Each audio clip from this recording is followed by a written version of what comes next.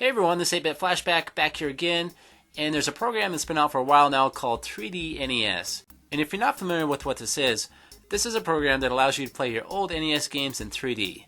And this program works with Windows, Linux, and Mac. You can download the regular version of 3D NES for free, but if you want to get the Pro version that supports virtual reality, you'll have to pay $4.99 or more. And that VR mode looks really cool. If you go to this website, there's a video there showing how the VR mode works, and you basically see what Mario does. You can look down pipes, you can look at your enemies, you can see your fireballs coming out of your hands. It looks really neat. But unfortunately, I don't have a pair of VR glasses that works with Windows to try it out. I'm going to have to get me a pair of VR glasses just to experience this for myself. And it's still pretty fun just playing in regular 3D mode. You still get to see your old Nintendo games like you've never seen them before. Now this program doesn't work flawless by any means. You can hear the sound skipping, there's occasional glitches, and there's a little bit of lag. But it's still amazing to me, being able to play all my old NES games and see it from all these different angles. I can even zoom in or zoom out, I can rotate the screen and play backwards if I want. It's just a very cool experience. Now I have watched some other videos where the sound doesn't skip so bad, and maybe that's because they have a higher end computer.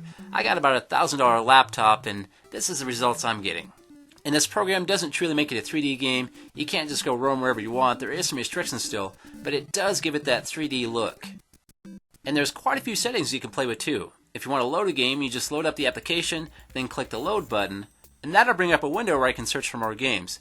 But for some reason, I can only get games to load if I put them on the root of the C drive. If I tried to put them anywhere else, it wouldn't recognize the games and I couldn't load them.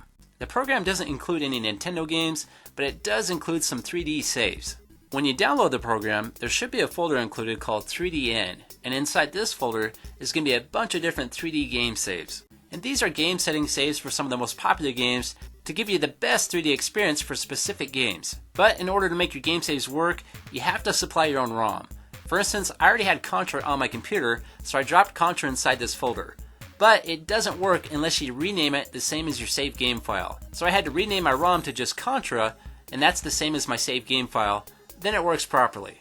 And you can also play games that are not on this list, but they're not going to be optimized for the best 3D experience. But there's a whole mess of settings you can play with to kind of optimize the game and make the settings how you want.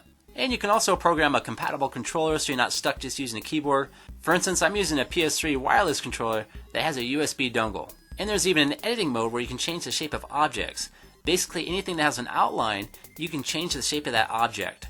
Like the doors in the background, the picture on the wall, the enemy, the turtle that I'm playing with right now. You can change shapes on all kinds of different objects. Right now I'm going to make him a little bit thicker, which he actually looks worse now, but I'm just playing with the settings. And we can even change the 3D version on the object, so instead of having this stretched out look, I can make it have more of a uniform look. Then after you get the game optimized the way you want, you can go back to that General tab, save the game, then when you load the game next time, all these settings will be saved. Here's a look at Donkey Kong, and this game's actually very playable in 3D mode. Some of your games aren't so playable because there's some glitches, but games like this that are more simplistic and there's just one screen, you're not side-scrolling so much, work really well. And here's a look at Rad Racer. We're going to go ahead and rotate that screen all the way around. And as you notice there, the front of the car is also the back of the car. Here's Spy Hunter, and it's just so cool to see all these different views and angles of a game that I know so well, and it looks so different. Here's Pac-Man, and I'd say it's very playable in 3D mode. There's not very many glitches at all. This is just so neat looking. Maybe it's not for everyone, but I really dig it.